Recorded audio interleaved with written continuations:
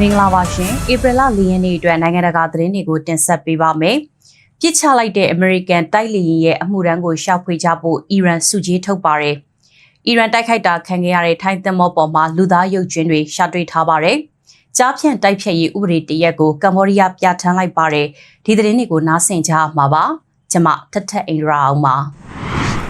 ပြစ်ချလိုက်နိုင်တဲ့အမေရိကန်တိုက်လေယာဉ်ကလေယာဉ်အမှုရန်ကိုဖမ်းမိရင်ဒေါ်လာ6000ခွဲကျော်စုကြည်ပေးမယ်ဆိုတာကိုအီရန်အာဏာပိုင်တွေကထုတ်ပြန်ကြေညာထားတယ်လို့ BBC သတင်းဌာနကဖော်ပြပါတယ်။ အမေရိကန်တိုက်လေယာဉ်တစ်စီးအီရန်မှာပြစ်ချခံလိုက်ရတဲ့သတင်းတွေထွက်ပေါ်လာပြီးတဲ့နောက်အီရန်အစိုးရနဲ့ဆက်နွယ်တဲ့မီဒီယာတွေကလေယာဉ်မှု2ဦးတည်းကတအူးဟာလေဒီနဲ့နိုင်ငံရဲ့တောင်ပိုင်းဒေသမှာဆင်းသက်ခဲ့တယ်လို့ဖော်ပြလာကြတာပါ။ American သတင်းဌာန CBS ကတော့ American လေတပ်ရဲ့ F-15E အမျိုးအစားတိုက်လေယာဉ်ပြစ်ချခံရတာဖြစ်ပြီးလေယာဉ်မှုကို American လေတပ်ကရှောက်ဖွေကယ်ဆယ်နိုင်ခဲ့ပေမဲ့ချန်တအူးကိုတော့ဆက်လက်ရှောက်ဖွေနေစေလို့ဆိုထားပါတယ်။ရှောက်ဖွေနေစေသူကလေယာဉ်ရဲ့လက်နက်စနစ်ဆိုင်ရာအရာရှိဖြစ်တယ်လို့ CBS ကရေးသားထားပါတယ်။အီရန်အာဏာပိုင်တွေက American လေတပ်အမှုထမ်းကိုဖမ်းမိရင်ဒေါ်လာ66,100ပေးမယ်လို့စုကြီးထုတ်တာကိုကြေညာလာပြီးနောက်နိုင်ငံတောင်ပိုင်းကပြည်နယ်2ခုမှာလိုက်လံရှောက်ဖွေကြတဲ့ရုပ်သံတွေလူမှုကွန်ရက်မှာပြန့်နှံ့လာပါတယ်။အီရန်တောင်ပိုင်းကူဇက်စတန်ပြည်နယ်မှာဆိုရင်အတိမပြုတ်နိုင်သေးတဲ့ရုပ်သံတစ်ခုအရ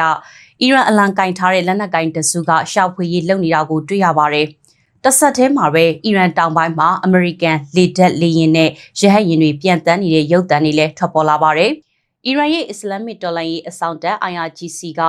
American F-35 အဆင့်မြင့်တိုက်လေယာဉ်တစ်စီးကိုပြစ်ချနိုင်ခဲ့တယ်လို့ထုတ်ပြန်ထားပါတယ်။အီရန်မီဒီယာတချို့ကတော့လေယာဉ်မှုကိုတော့ IRGC ကအရှင်ဖမ်းမိထားပြီလို့ဖော်ပြနေကြပါတယ်။ American ရဲ့ဗဟိုစီးရေးကွက်ကဲမှုဌာနဆန်ကွန်ကတော့တိုက်လေယာဉ်ပြစ်ချခံခဲ့ရတဲ့ဆိုတဲ့ကိစ္စနဲ့ပတ်သက်ပြီးတရားဝင်မှတ်ချက်မပေးသေးပါဘူး။ပြစ်ချခံခဲ့ရတဲ့တိုက်လေယာဉ်ရဲ့အမိပိုင်းအပျက်စီးတွေဆိုတဲ့ဓာတ်ပုံတွေကိုအီရန်ကထုတ်ပြန်ခဲ့ပြီးတချို့စီရေးသုတေသီတွေကတော့ F-35 မဟုတ်ပဲ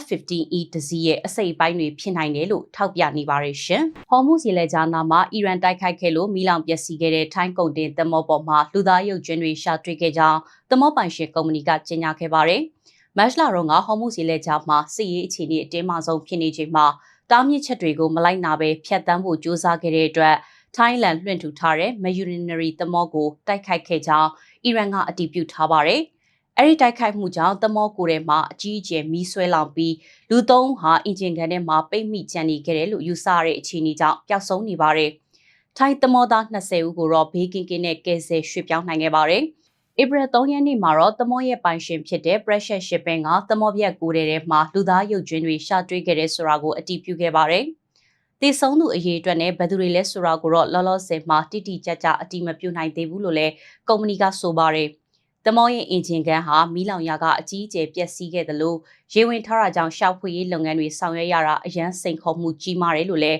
Precious Shipping ရဲ့ထုတ်ပြန်ချက်မှာဖော်ပြထားခဲ့ပါတယ်။ထိုင်းနိုင်ငံသားရေးဝန်ကြီးဌာနကလည်းနောက်ဆက်တွဲကြားသိလာတဲ့သတင်းအတွက်ကြေကွဲဝမ်းနည်းမိကြောင်းထုတ်ပြန်ခဲ့ပြီးပျောက်ဆုံးနေသူတွေရဲ့မိသားစုတွေစီကိုလည်းအသိပေးအကြောင်းကြားထားကြောင်းပြောပါတယ်။မတ်လတုန်းကထိုင်းရေရင်အပြင်လစ်ပြားလန်လွှင့်ထူထားတဲ့တခြားသင်္ဘောတစ်စီးပါသတိပေးချက်တွေကိုမျက်ကွယ်ပြုခဲ့တဲ့အတွက်တိုက်ခိုက်ခဲ့ကြောင်းအီရန်အစ္စလာမစ်တော်လှန်ရေးအဆောင်တပ် IRGC ကထုတ်ပြန်ခဲ့ပါတယ်ရှင်။စိုက်ဘာငွေကြေးလိမ်လည်မှုကြားဖြတ်လုပ်ငန်းတွေကိုပြစ်မှတ်ထားချိုးနှိမ်တိုက်ခိုက်ဖို့ရည်ရွယ်ထားတဲ့ဥပဒေတရက်ကိုကမ္ဘောဒီးယားမှာပထမဆုံးအကြိမ်ပြဋ္ဌာန်းလိုက်ပါတယ်။အဲဒီဥပဒေဟာနိုင်ငံတကာမှာလူပေါင်းများစွာကိုဒေါ်လာဘီလီယံနဲ့ချီနစ်နာဆုံးရှုံးမှုတွေကြုံတွေ့စေခဲ့တဲ့ကြားဖြတ်လုပ်ငန်းတွေကိုအဓိကပြစ်မှတ်ထားပြီးရေးဆွဲထားတာပါ။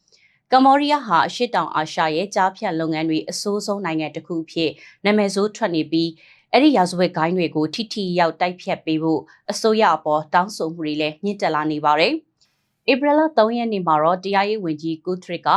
ဥပဒေသေးအကြောင်းအတည်ပြုကြေညာခဲ့ပြီးနိုင်ငံအနှံ့ကကြားဖြတ်လုပ်ငန်းတွေကိုနှိမ်နင်းရမှာပိုပြီးရှင်းလင်းတိကျပြတ်သားလာအောင်ရည်ရွယ်ရေးဆွဲထားတယ်လို့ပြောကြားခဲ့ပါတယ်။ဒါအပြင်အဲ့ဒီဥပဒေဟာကြားဖြတ်ဂိုင်းတွေကိုဖြိုခွဲပြီးရင်နောက်တစ်ချိန်ခေါင်းထောင်မလာအောင်လည်းရည်ရွယ်ထားတယ်လို့ဆိုပါတယ်။အဲဒီဥပဒေဟာအွန်လိုင်းကြားဖြတ်လုပ်ငန်းတွေကမ္ဘောဒီးယားမှာထပ်ပြီးအခြေစိုက်ခွင့်မရနိုင်ဘူးဆိုတာသိကြစေဖို့ကမ္ဘောဒီးယားနိုင်ငံနဲ့ပြည်သူတွေအတွက်အကျိုးရှိစေဖို့ဗပေါင်းဆောင်ကနေစဉ်းစားပြီးရေးဆွဲထားကြောင်းဝန်ကြီးကမှတ်ချက်ပေးခဲ့ပါတယ်။ဥပဒေသစ်ကိုလွှတ်တော်ကအတည်ပြုပေးခဲ့ပြီးလှုပ်ထုံးလုပ်နည်းအရ